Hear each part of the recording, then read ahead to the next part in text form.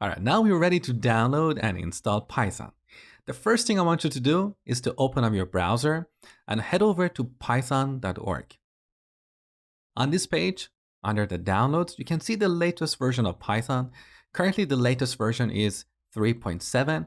Chances are in the future, when you're watching this video, there is a newer version available. Don't worry, all the materials in this course will continue to apply with the future versions of Python.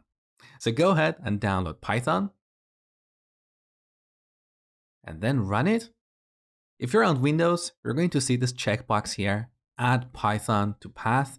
This is very important. Make sure to tick it. Otherwise, you're not going to be able to follow the course. So now go ahead and install it.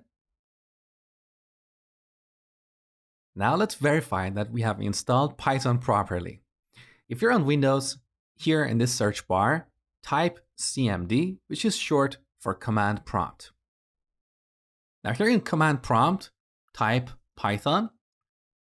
You can see we have successfully installed Python version 3.7.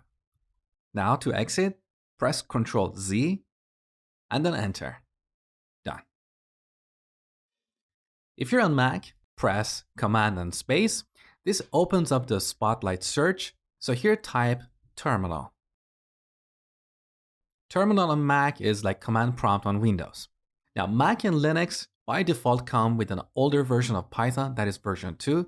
So if you type Python, you can see Python 2 here. That's not what we want. So press Ctrl D to exit and then run Python 3.